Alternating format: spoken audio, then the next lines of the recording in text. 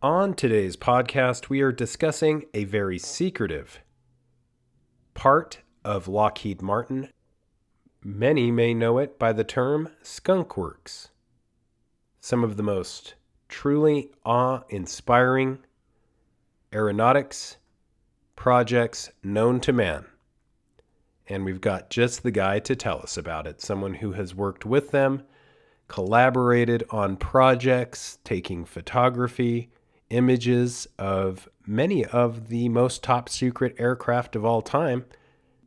So buckle up for an extremely important podcast today.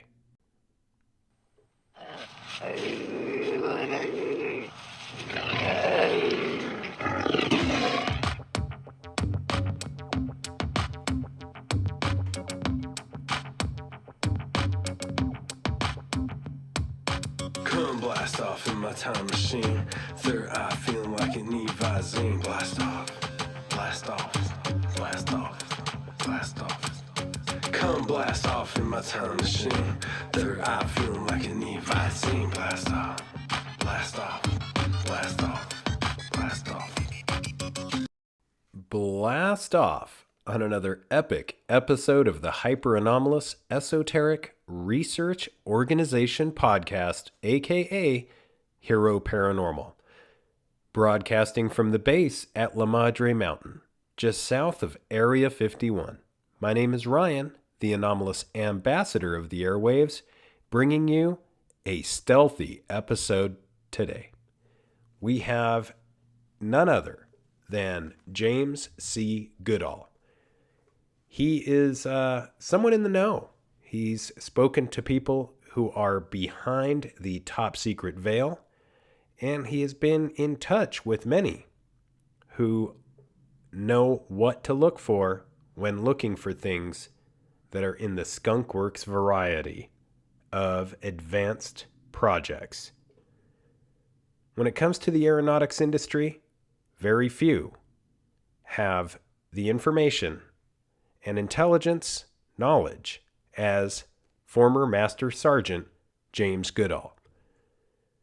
He is a wealth of information. I know this is going to be an absolutely amazing topic because we are talking about something that thrives on tackling seemingly impossible work.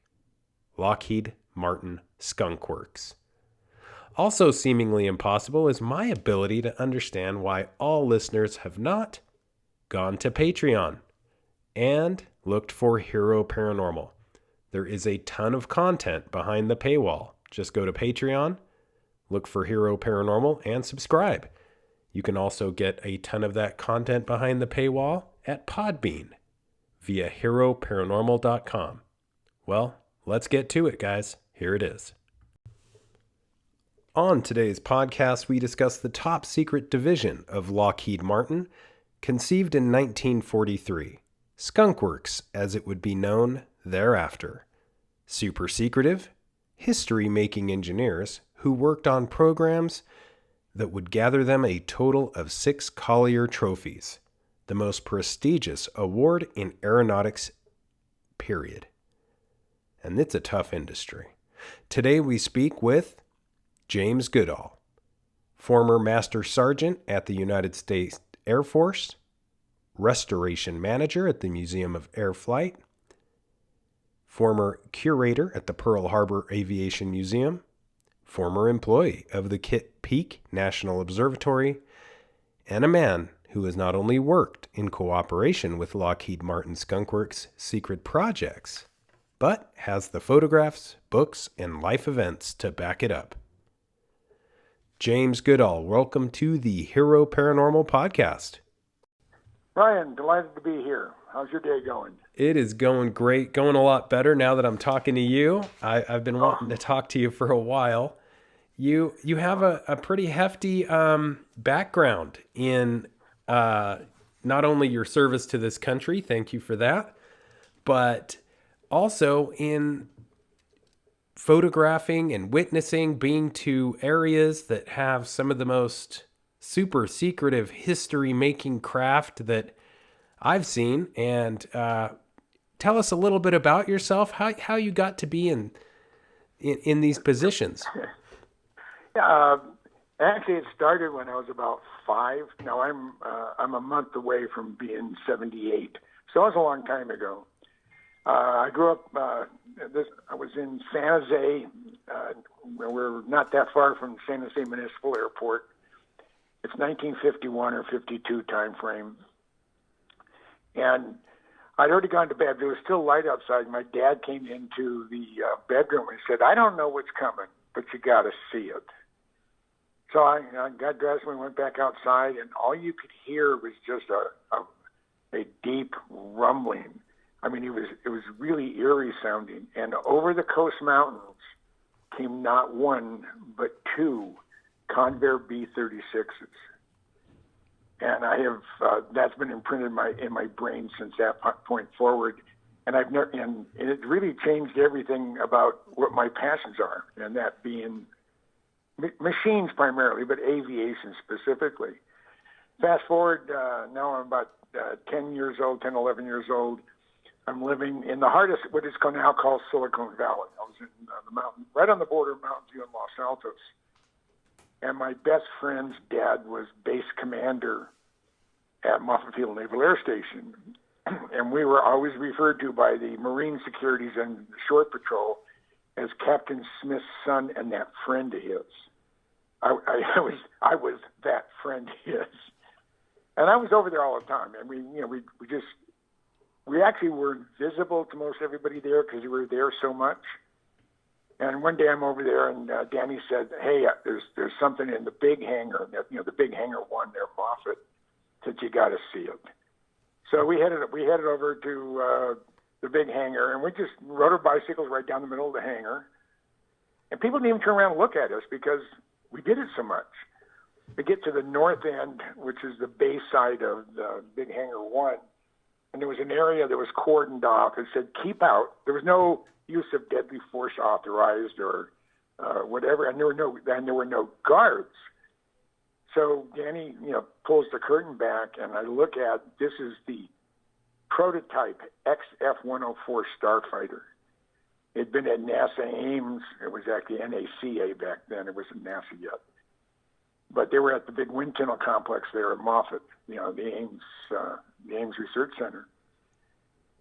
And it's beautiful. I mean, the world had not seen a picture of the F-104.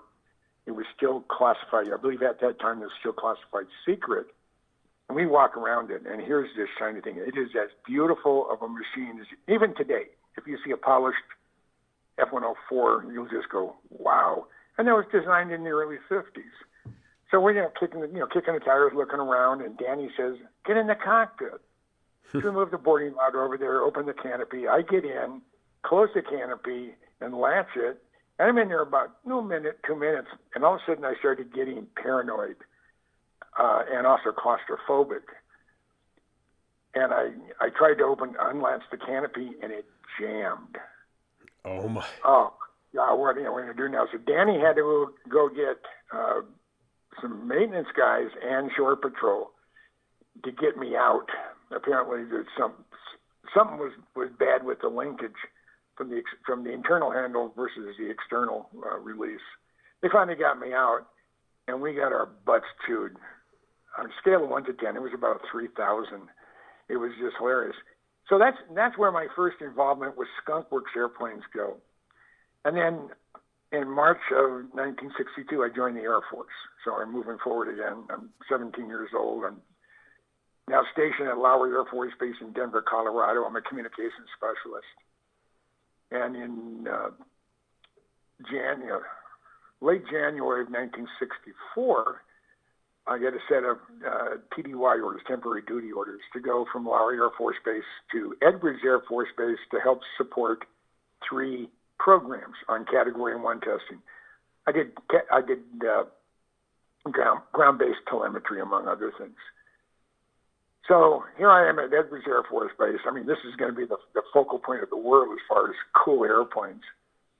And the morning of February 29th, it was a leap year, someone set up the deluge system on the flight line, And our billeting was about 8 miles from the flight line, and my vehicle was gone. Somebody had heard the alarms go off, and we all had flight line access, and it was gone. So I didn't see what happened. All I knew was something incredible came in, and it set off the deluge system in the hangar. And what it was, 2 YF-12s came in from Area 51. They turned so they're, the rear end is facing the entrance to the hangar, but the engines were still running before they shut them off, and the heat was generated so much heat in the hangar from the engine exhaust, the deluge system was activated. And that dumps about 60,000 gallons almost instantly of water. It's going to put out any fire that's in the hangar.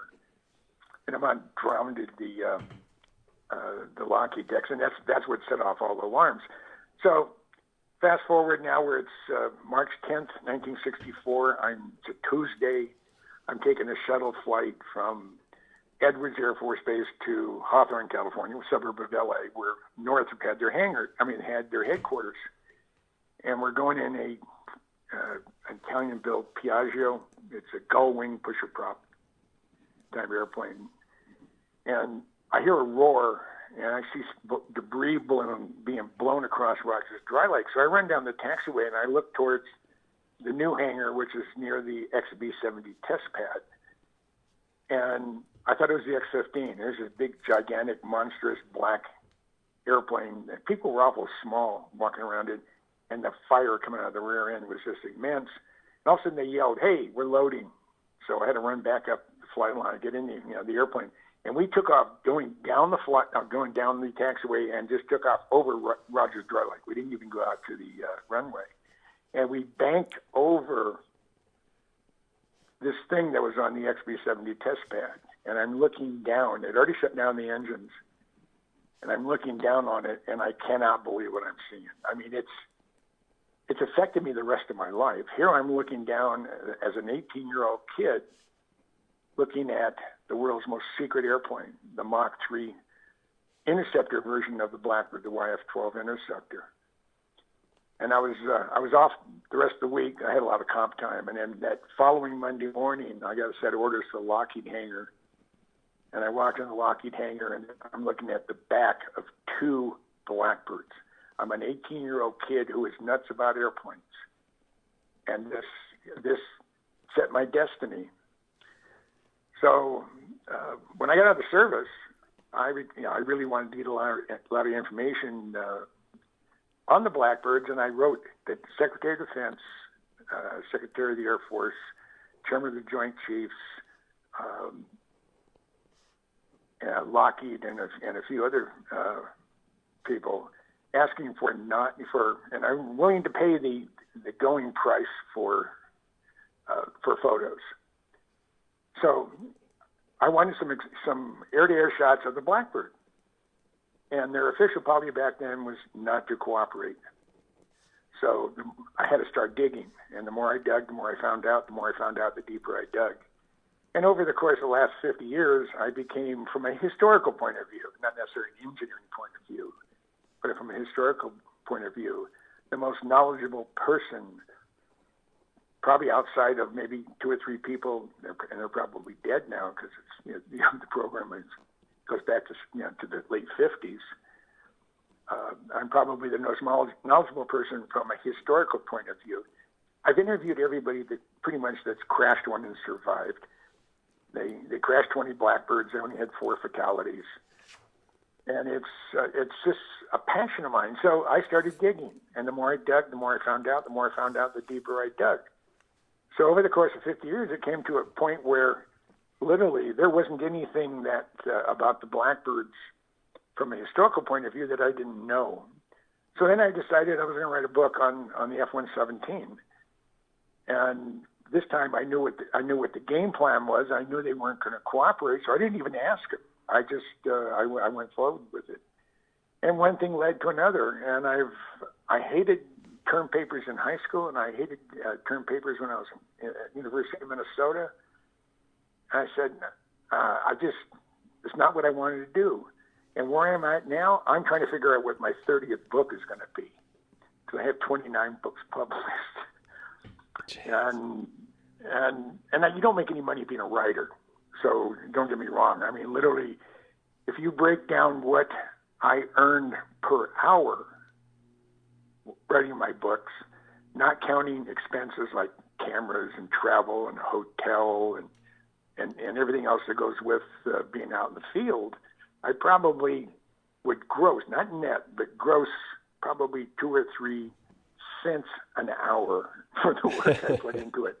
But this is a passion. This is not a job. This is something that comes from deep inside me, and it's something I thoroughly enjoy, and I love it.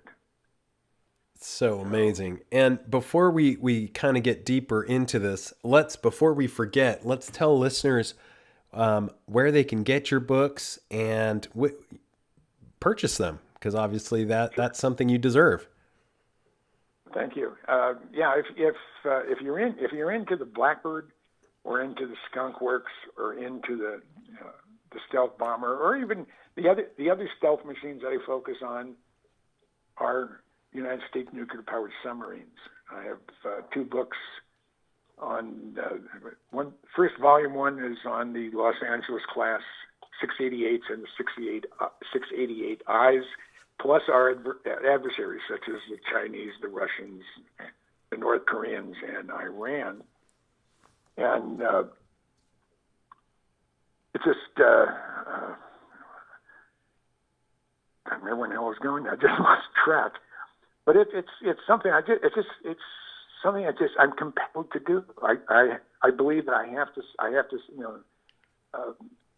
protect history, because I'm a historian. That's what I wanted to be when I was a young kid. When I was in high school, when I was a juvenile delinquent, so it didn't really help me any. But I wanted to be a high school history teacher. I absolutely love U.S. history and history in general. And when I was in the Pentagon at Desert Storm, I was a tech sergeant. I volunteered to go to Saudi Arabia for a year, minimum of a year, to do classified interviews from Schwarzkopf on down. But since I was so controversial, my F-117 book was out, and they felt I knew too much. They didn't want me in a foreign country with that information, especially at the time of conflict.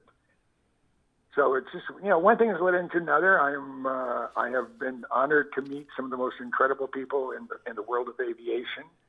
I met Kelly Johnson, Ben Rich, his replacement at the Skunkworks.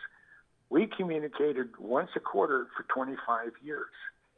And Ben is the reason, I was able to scrounge the 8th production 812 Blackbird for the Minnesota Air Guard Museum. And everybody was dumbfounded. I went to my boss and said, I want to get a Blackbird for our museum. He started laughing at me. And General Schwab says, well, how are you going to get it here? And I told him. And he was a little bit flabbergasted. Let me step backwards. I had 5 years active duty. I had a 10-year break. And then I wanted access to military bases to shoot airplanes, photograph airplanes. So I decided to join the Minnesota Air National Guard as a historian, and I needed one. And I spent 21 years with the Minnesota Air Guard, and that got me into a lot of places. So I'm talking to Major General Al Schwab, and I said, General Schwab, I want to get a Blackbird for the museum. He starts laughing at me. I said, sir, do me a favor. I said, what's this? He said, give me an opportunity to fail. And he said, all right, Smarty, how are you going to get it here? Because we said we don't have money to transport it. I said, I already got that covered. He said, what do you mean you got that covered? I said, I called the Adjutant General of the state of New York, Paul Weaver, and I called his office, and the secretary answered. I said, yes, ma'am, this is Sergeant Goodall with the 133rd. That would be the 133rd Airlift Wing in Minneapolis, St. Paul International Airport. That's where it's based at.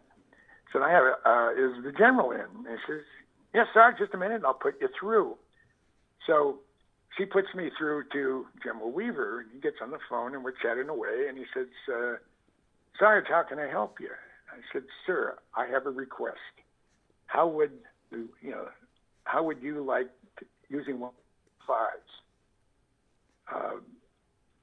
able to, my mind just went away a second. How would you like to move the world's fastest airplane in one of your C5s? He said, he stopped. He said, "You mean the Blackbird?" And I said, "Yes, sir." He said, "When you're ready, you call, we'll haul." Wow. So that was taken care of. Now I have a way of getting it there.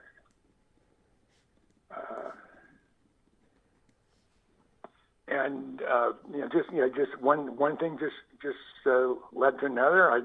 We got the permission from Air Force Museum that we were getting a Blackbird. I convinced the entire Minnesota congressional delegation, at the time 5 Democrats and 5 Republicans, to sign a letter stating that there's a lot of Minnesota connection in the Blackbirds. Rosemont, for one, they do the static pitot tube and a lot of the air data stuff.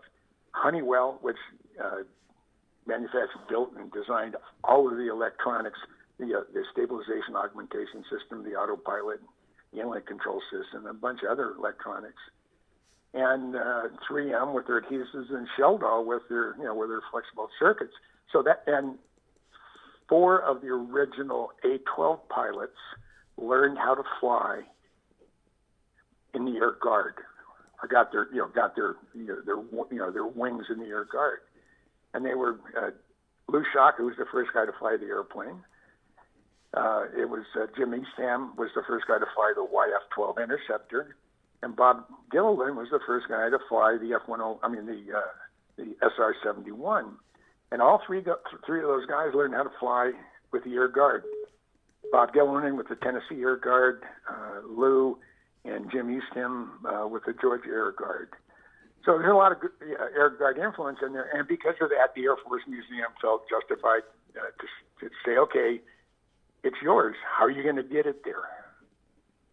And I felt that wasn't a problem because I already had that figured out. And so we got the approval, and then in August, of course, Saddam Hussein invaded Kuwait, and that sort of put things in a jam.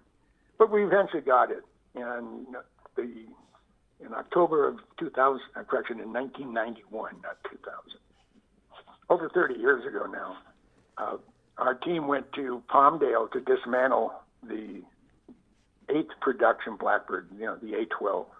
That's number 128. And we took the wings off at Wing Station 112. We did that in 2.5 days. But I had 3 Chief Master Sergeants E9s, 3 Senior Master Sergeants E8s, and the rest of us were either E7s or E6s. And it was a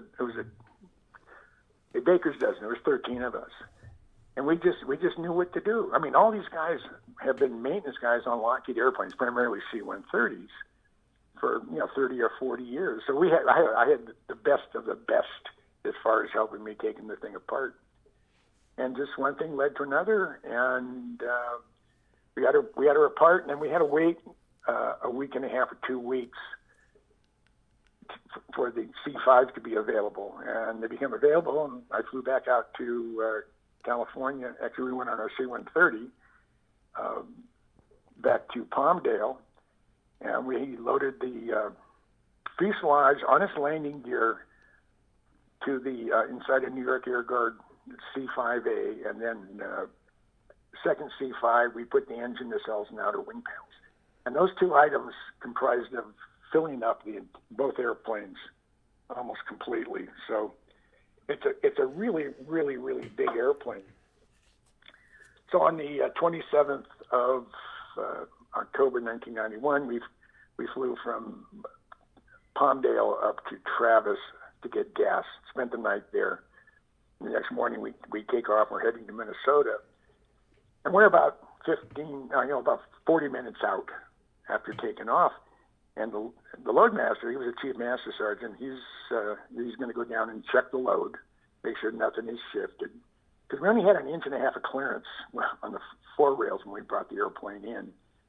But there was about 40 chains holding it secure. So I asked the chief, I said, hey, Chief, can I go down with you? Well, normally the answer would be no, but since this is, this is your project, come on down.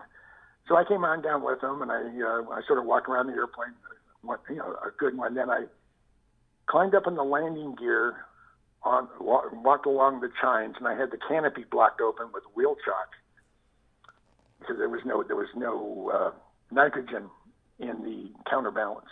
So I opened the canopy, took the chalk off, put it between my legs, sat down. I had a 5-gallon bucket with a cushion in there, and I closed the canopy. So I'm in there for a good 45, 50 minutes. I mean, I'm just sitting there in my head, going zoom, zoom, look at me, I'm flying the Blackbird. And a few minutes later, then all of a sudden I feel a rap on the bottom of the fuselage, and I open the canopy and say, yeah, we got to go back upstairs. I said, I got to go back up, and I can't have you down by yourself. So I went back upstairs. And now we're in our final approach into Minnesota. We're just starting to descent, and so we have about 30 minutes before we touch down. And the chief came back to me and said, the boss said you can ride in the cockpit when we land. So at C5, behind the wing box, there's room for 75 troops. And forward the wing box is the flight deck. I said, well, I'm already here. He said, no, down below.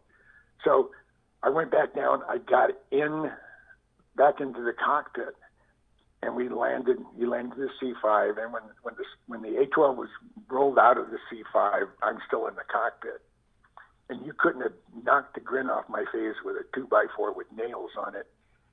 And I called when finally all the dust settled. The next day, I called Ben Rich, and I said, Ben, I think I hold a Blackbird record that no one will ever be able to beat. He said, what's that? I said, I'm the only person on the planet that has been in the cockpit of a Blackbird at 33,000 feet at Mach 0.72 inside another airplane. And he said he was laughing so hard he almost wet his pants. This is per Ben Rich. He said, I'm almost tempted to issue a Mach 3 minus card, but he didn't. So, and just one thing led to another. I mean, and now, there was sort of the Air Force Museum didn't know what to do with the Minnesota Air Guard Museum because it was the only one in their under their control. And in between Thanksgiving and Christmas, they sent a letter or email or whatever it was to our wing headquarters saying that the Air Force Museum has decided they were going to take the A-12 away from us, and we had 60 days in which to protest. Well, 30 of those days were already used up. Almost 45 of those days were almost used up before anybody even read the email or the text. So they eventually took it, and that really upset the hell out of me. So it's not there anymore. But I had the honor and the privilege of being its caretaker for a decade and a half, and I'm honored for that. And then was it beginning of 2012? I contacted Lockheed and I said, would you be interested in a book covering the 75 years of the Lockheed Skunkworks because the anniversary is coming up in 2013. And they said, yeah. And then there for a while, there was some talk about them, actually funding it. But at the very last minute, I got a call from Lockheed said that, even though we'd love to have it, the bean counters, those are the idiots that we have to deal with, unfortunately. The bean counters said that it wasn't in the budget.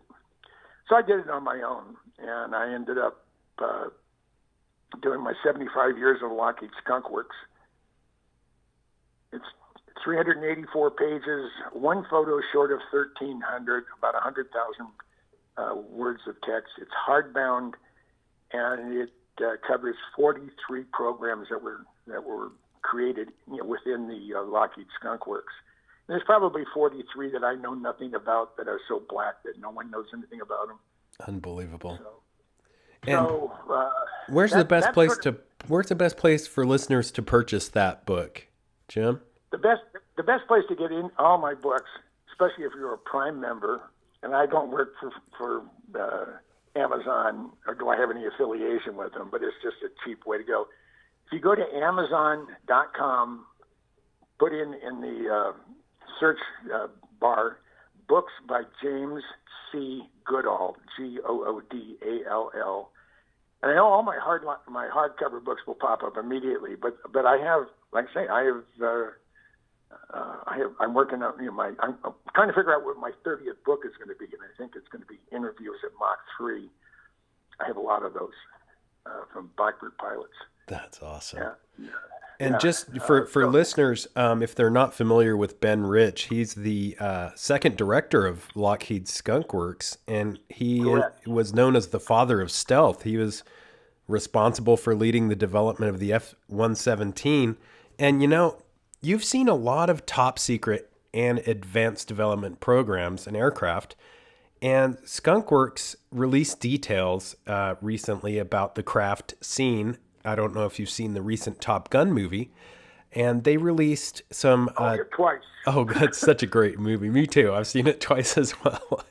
And they released some details about Maverick's Dark Star hypersonic aircraft, because a lot of people said, come on, did you really just make this for the movie? There was a little bit of conspiracy around that they would really just make such an amazing craft for the movie. And there was an enigmatic hint in their words. Their official statement said, quote, Dark Star's capabilities could be more than mere fiction. They could be reality. And that kind of brings me to my next question. According to some insider information I've gathered, and this is not Dark Star related, but I've been told that the artificial intelligence present on the F-35 Lightning II, which is, they have them at Hill Air Force Base here in Utah, and it's possibly the most advanced fifth generation aircraft that's known about anyway. Like you said, some are so dark they're not known about, but the rumor is that the AI tech on this aircraft can distinguish not only the presence of unidentified aerial phenomena, or UAPs, but can classify them as friendly, dangerous, or non-threatening. Amazing tech. So my question isn't to verify this or not, but would the possibility of that type of technology existing in our time frame surprise you? No. Wow. No. In 1982 or 83, I was invited by the Honeywell Avionics Group. They call it Ridgeway. It's in the Ridgeway area of Minneapolis. And they did all the electronics for the Blackbirds, the A-12, YF-12, SR-71, and D-21. And they've been a long-time Skunkworks provider of electronics. And the head of the engineering department at Honeywell invited me because he knew what my passions were. So I'm sort of sitting in the back, and it was a banquet, and it was fun. And then the keynote speaker was Kelly Johnson. And Kelly's up there, and he said, all of you know about the A-12, the YF-12, and the SR-71, and some of you are probably familiar with the little bird, which I can't talk about. But it's a toy company in San Diego. He was referring to John Andrews from Testers, who's talking about coming up with a model of their little Blackbird. And then there's some other character who lives up here in the Midwest who's written about it, and I can't even talk about it. He was referring to me. No way. So, yeah, no, he was referring to me. So he gets into his presentation, and he said, "Speed costs money. How fast do you want to go?" I said, "Today, we have the Blackbird flying at Mach 3.2, and that's about. You can go to Mach 3.3, but anything above that, you can run into some unstarts and some other unsafe positions." He said, "But we have the ability today. Again, this is 40 years ago, not last month. 40 years ago, we have the ability to build and fly a manned air-breathing platform to go Mach 4, Mach 6, Mach 8, Mach 12, Mach 16. Speed costs money. How fast do you want to go? So that tells me that, that the Blackbird, even though it's the most incredible airplane to fly that we know of, it was just a piker as compared to what technology would allow us to do in future years. Now, with the end of the Cold War, the strategic enemy disappeared, sort of. And I have a dear friend. He's now retired from the Skunkworks, but he had 33 years at the Skunkworks, and he was the number 3 guy when he retired. They actually asked him if he wanted to be the vice president general manager. When they hired Jeff Babby on, and he said, "Look, I'm an engineer. I'm not an administrator. I'm not a politician." So he backed out of it. But I talk to him all the time, and I know he won't. He's the most security conscious person I've ever encountered. And then when I go to LA or whatever, I usually try to track him down. We'll have dinner. And I asked him. I said, "Okay, I know you can't tell me the real spooky stuff, but is there, and you know what my passions are, is there anything that you're aware of that would get me excited?" And of course, it's like 6 years ago. This is before the problems with China and the problems and the bigger problems with Russia and the Middle East. He said, "Jim," he said, I have passions about the same things you do, and we have nothing in the pipeline that would get you or me excited when it comes to that level of excitement. That would be the F-117 or a U-2 for the first time, or the Blackbird, for example. Mm-hmm. So I was kind of disappointed, but the world has changed. Now, when they got the contract to build a Blackbird, from signing the contract to first flight was 32 months. This is 15 years after Yeager had gone Mach 1 in a rocket-powered airplane. The Skunkworks is tasked to build the first all-titanium airframed and plastic aircraft that will fly sustained Mach 3. Because the original requirements were Mach 3 to Mach 4, 80 to 120,000 feet. So anywhere within there, if you met those criteria, you're good to go. And all that, the world has changed. So now, the last 4 or 5 years, things have gotten pretty hot, especially the last 2 years. It would not surprise me that they've had something in the works. There's about 6,000 people at the Lockheed Skunkworks production and refit and overhaul facility at Air Force Plant 42 in Palmdale. So they're doing more than building replacement panels for F-22s and F-35s. And most of the place is off limits. And there's stuff going in at night. They'll turn all the runway lights off, and they'll land a C-5 somewhere, and everything's in the cover of darkness. And they load something in and fly it out, bring it to Area 51 for a flight test. But I doubt seriously a son of Blackbird has flown. But I asked Ben Rich years ago. I said, how come Russian, or at the time Soviet aircraft like the MiG-20, the MiG-29 or the Su-27, why do they look like an F-15 or an F-16? He said, the laws of aerodynamics and mathematics don't care what language you speak.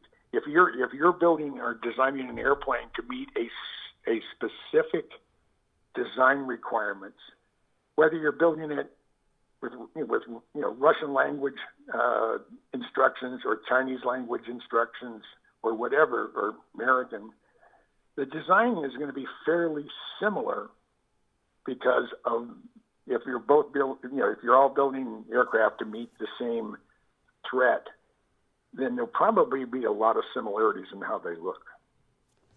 So that's why the MiG-29 and the Su-27 look like Western designed airplanes. I'm so glad that you mentioned that area in Palmdale because, I mean, it is amazing. 215,000 square feet in the California desert. I think it's on almost 600 acres. And it's kind of like, if you're into this sort of thing, it's sort of like Willy Wonka's chocolate factory with it is. what they're doing in there. There's a group of aviation enthusiasts, mostly guys. Even though there are a few women who are into it, but it's mostly a guy thing. There's a place right on Sierra Highway. I think they call it Charlie's Corner.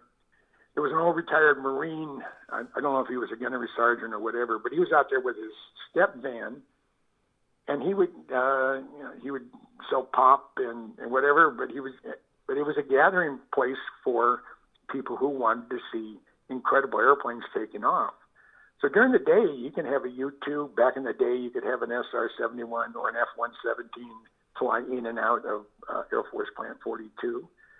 And, you have Sophia, that was the 747 SP that was just retired. And it's just it's an incredible place. And they're doing incredible things. And everybody, all the major manufacturers, and now there's we only have three.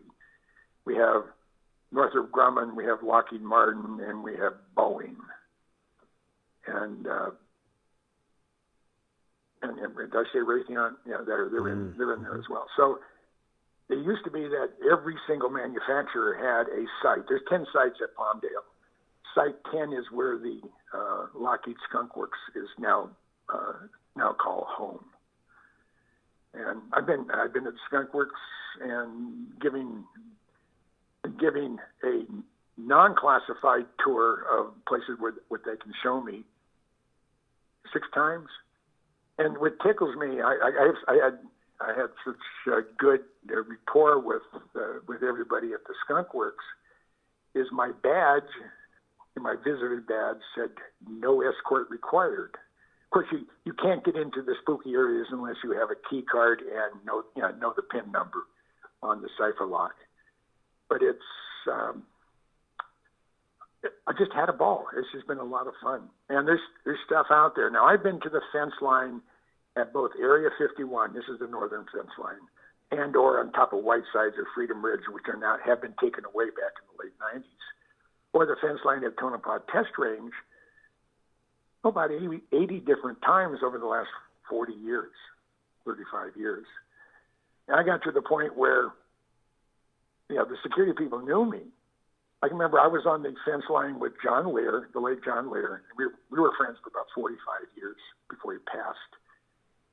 And it's 11 o'clock at night. It's the middle of June, 1997. The F-117s had never returned back to Tonopah Test Range for a permanent bed down because they all moved to Holloman outside of Alamogordo. Mm-hmm. So we're about 2 miles west of the main gate to the Tonopah Test Range facility. And up there is the man camp. But from the fence line looking down to the base, it's 8 miles. And you can see the entire facility from the fence line.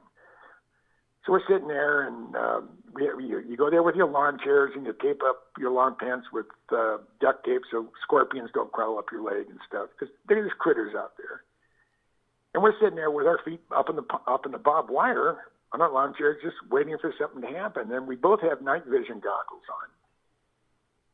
on. And we noticed there's 3 armored personnel carriers on the south side of the fence, which is restricted area, with the lights off heading towards us, one from the south, one from the east, one from the west. So I stand up and yell real loud, "Hey, we're good guys, we're taxpayers." And all of a sudden we had floodlights on us, little red dots on John's chest, little red dots bouncing on my chest. And about the same time, there's a vehicle coming down the public lands. It's called BLM, but it doesn't stand for what the world thinks BLM stands for today. It's Bureau of Land Management, federal land, public land. So this pickup truck stops behind John Lear's pickup truck, and he comes around. He's in Desert Utilities. He has his hand on his Beretta. He said, "You're in a restricted area, and I'm ordering you to leave." And I said, "Sir, I don't know who you are, but this is public lands, and I don't need your permission to be here." "Yes, you do." He says, "I'm ordering to leave right now." And I pulled out the aeronautical map that gives the longitude and latitude of the restricted area. And I said, according to this official government-issued map, said we're on public lands. And if you look at the fence post over where my buddy is sitting, you'll find a USGS medallion. It gives the longitude and latitude the second. I'm on public lands, and I can be here for 15 consecutive days without asking anybody's permission. I want to see some ID. And I said, "Sir," and that was really, I didn't use profanity towards him, but I used a lot of sarcasm. I know it's really upsetting him. "I want to see some ID." And I said, "Well, who are you?" "I'm Captain so-and-so with ASI, which stood for Advanced Security, Inc. And I said, "Sir, you're a rent-a-cop. You don't have jurisdiction on this side of the fence." And boy, he is getting just pissed. And so I want to see some ID. And I said, "I want to show you squad." So I've been deputized by Lincoln, Esmeralda, and Nye County to uphold the laws of the state of Nevada and the federal government. I said, "Well, good for you." And so, but I tell you what, you show me yours, I'll show you mine. So he hands me his ASI badge, and I give it back to him. I said, "Sir, that's not a valid form of ID. I need something issued by the state or federal government." And he's getting more pissed. So he hands me his Nevada driver's license, and I don't have my reading glasses on, and it's dark. So I gave him my Minnesota license. Lear hands him his Nevada license. A guy comes over from the south side of the fence, from one of the armored personnel carriers, and the guy at the north side of the fence hands it to the guys. He goes back to probably the supervisor, and I don't know if you can use profanity on this, and you may want to just block it. But the guy turns the interior light on the armored personnel carrier, and he said, "Oh shit, it's Goodall and Lear." The lights went off, the little red dots disappeared, but we knew they weren't going to fly anything significant that night. So I'm fairly well known out there. I've even had people I know who have been at Area 51. They said, when they took away Whitesides and Freedom Ridge from your access, they said all the security guys said it used to be fun. It used to be a cat and mouse thing to see what these guys are doing, trying to sneak up and see what's flying out of Area 51. Now it's just boring. I'm just driving around the desert. There's nothing intriguing to do. So, and it's the world we live in today. But anybody who goes out, and I gave a presentation to the Phoenix MUFON here last spring. It's been almost a year. And basically what the title of it is everything you want to know about Area 51, but didn't know who to ask and didn't want to get shot. And one of the primary things that identified is that my mind just went blank. Mm-hmm. Oh, I hate that. Where was I? I have about 400 things going through my head at any given time. Yeah, but well, I'll take this opportunity to ask something kind of about this recent footage that seems to be coming out of, at least apparently, from military organizations, because you've brought up something interesting, that a lot of times, although these subcontractors, etc., are being hired by the military, there's something problematic that can take place. And provocatively lately, the recent media attention being paid to UAPs supposedly coming from the U.S. Navy, whether the gimbal, the Go Fast, the FLIR one, the Tic Tac, and I think more recently the pyramid footage, is it possible, or is there a possibility that there are some technologies, some even in positions of power, are unaware of, such as those recent cases? Oh, absolutely. Absolutely. I mean, take, for example, my favorite airplane in the world, the A-12 Blackbird. That airplane was retired for almost 20 years before they ever acknowledged the existence of it. Jeez. It wasn't until, they retired it in the my mind is going back. 1968 is when they retired, the last A-12. Mm-hmm. And it wasn't until 1988 that they even hinted that there was a secret test facility about 200 miles north of Nellis Air Force Base. That'd be Area 51. So,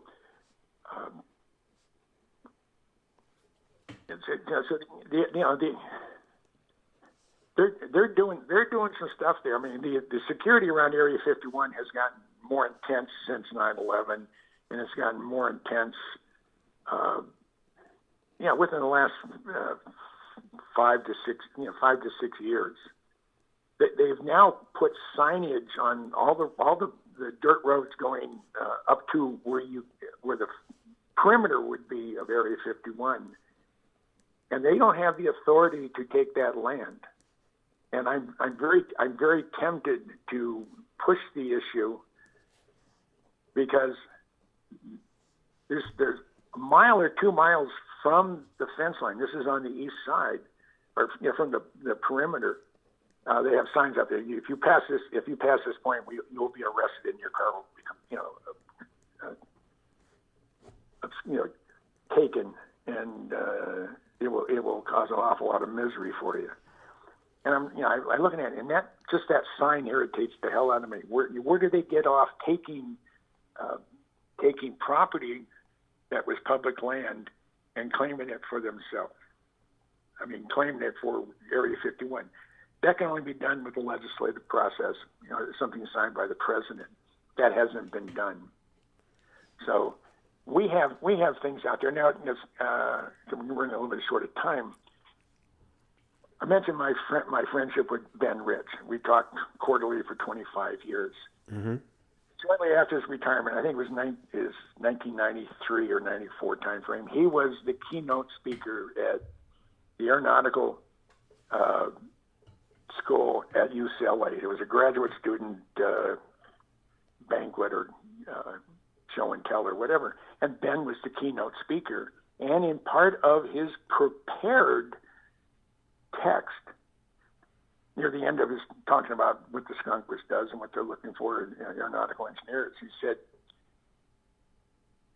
we have the ability, this is 1993, that's 30 years ago, we have the ability to take ET home. Now think about that statement. This is the most significant person in the aerospace industry on the planet. In 1993, we had the ability. In 1993, we had the ability to take ET home, which means we have the ability to go fast. Fast forward to, I think he died in '97. I called Ben Rich at the at USC Medical Center. He's dying of esophageal cancer. That's from breathing the chemicals used in stealth coatings. Mm. Everybody I know that worked on stealth, they all have cancers of some sort or another. Mm-hmm. So I'm calling. He's at the hospital. We were talking about old friends and whatever, and we finally got near the end of our talk, and he said, Jim, we have things out in the desert, and he wasn't referring to Area 51.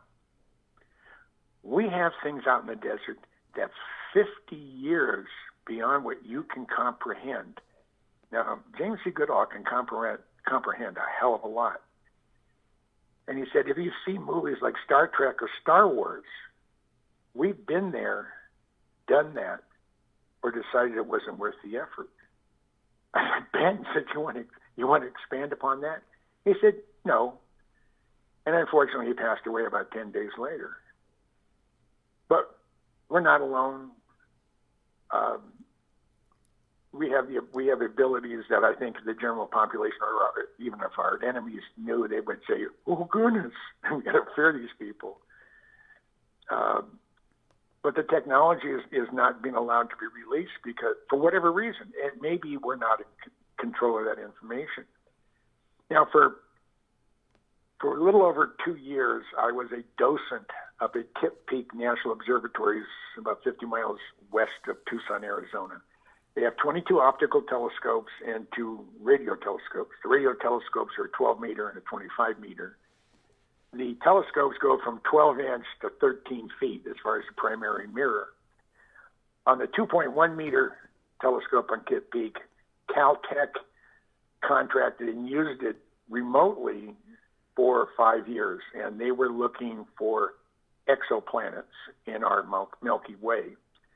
Now, they had a UV laser they would shine up in the sky, and there was sensors that looked, and they would, at 18,000 feet, it had to have a real specific diameter. And there's a deformable mirror on the secondary mirror that adjusts 1,200 times a second to remove any type of movement or flood or whatever because of air turbulences or whatever. And they said they have pretty much the same resolution as the Hubble, which is pretty incredible. And it was done remotely. But just before I left Kip Peak, there was a gathering of all of the astronomers, the technicians, and the docents to show and tell beer and pizza at the headquarters of the National Optical Astronomy Observatories, which is at the University of Arizona. And we had our beer and pizza, and this gentleman gets up, and I didn't note his name because I knew I was leaving. He said, I just returned from a worldwide conference on exoplanets, and this is everybody. I mean, regardless of whether any astronomer looking for exoplanets was at this conference, and said, based on proven mathematical formulas that we've used, developing what's out there, we calculate, based on all the new information from exoplanet research, that for every star in the universe, there's 1.5 planets. And think about that number. I mean, you can't even put just the decimal points down. It would probably fill your house if there were an object. He said, out of that incredible number of planets, we calculate, again, using, proven mathematical, formulas, that there are 2 billion, and that's with a B, 2 billion Earth-like planets orbiting a similar sized brown dwarf star as our sun in the inhabitable zone with liquid water. And to quote Jodie Foster's character in the movie Contact, if we're the only ones, what a waste of space. So it is pretty incredible. It's unbelievable. We're not alone. We're not alone. Yeah, I think most of the Apollo moon astronauts, guys who landed on, most of them that have spoken, regardless of what the consequences are, have all said we were being observed on the moon by aliens. I mean, it's documented. And that's pretty wild. And apparently they have photography of structures on the moon, primarily on the backside. Mm. Yeah, I know when I spoke with John Lear, he had mentioned some of these structures on the backside, so there is some truth to that. Apparently, yeah. Yeah. And why did we quit going to the moon after Apollo 17? Maybe we were told by powers that are more powerful than we are, it's not a good idea to come here. Don't come here again for a while. Hmm. And now we're allegedly heading back. So it's gonna be interesting. I can hardly wait for the moon landing. It's wild when you start to fathom what our technology might be like now, because as you mentioned, I mean, the Blackbird's top speed was officially Mach 3.2, but I've been told that it could go much faster than that, and it was able to outrun missiles. And I mean, this is older technology. Yeah, I mean, it could outrun the early SA-2 SAMs. Mm-hmm. The new ones, the new Russian ones, no, probably could take it down. But in the environment that it flies in, is less than 0.1% of the atmosphere up there. I mean, you're 0.4%. Excuse me. So 0.5% of the atmosphere is up there. So overpressure can't damage the airplane. That's how they took down Gary Powers in the U-2.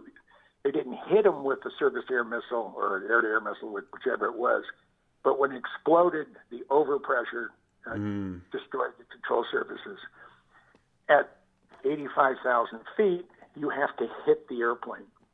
And when Kelly's team designed the Blackbird, they designed it that if any major composite panel were to be lost, the airplane is still fully functional and able to get home. So that's never happened. I mean, they tried to shoot it down and they couldn't. So amazing to think where technology is today and where it will be tomorrow. Your stories and knowledge base are exponentially more than the usual guests I've had the opportunity to talk to, Jim, and I thank you so much.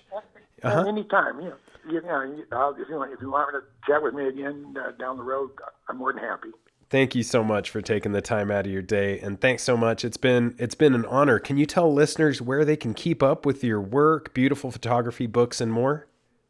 Well, again, I don't. The only thing I have is Facebook. So if you Jim Goodall on Facebook, and usually if it's someone who's a real aviation enthusiast and he doesn't know anybody else, I don't really discriminate when people want. No, can I be your be on your friends list? Sure. Who am I to say no? So I got to run. I got to be on another program here right now. Okay, thanks so much, Jim. Have a wonderful one. It's been an honor. Thank you, sir. You take care. All right. Bye-bye. What a treat. Man, oh man. Lockheed Martin and Skunkworks in particular has been tackling seemingly impossible work, impossible tasks, and guaranteeing impossible missions, developing technologies for tomorrow's challenges, oftentimes before the need is even identified. They've created stealth capabilities, radar evading aircraft, X-planes, and revolutionary technologies in between. They have a long history and tradition of quickly developing things, sometimes under the cover of darkness, under circus tents, with enduring innovation when it's needed most. And it was such a blessing to talk to Mr. James Goodall. He's definitely somebody who knows what he's talking about and has talked to those in the know. Speaking of those in the know that there is a ton of content behind the paywall at Hero Paranormal on Patreon. Go to Patreon, search for Hero Paranormal, and subscribe. You can also access a bunch of the content behind the paywall at Podbean via heroparanormal.com. Until next time, keep your eyes to the skies, feet on the ground, but don't forget to take a look around.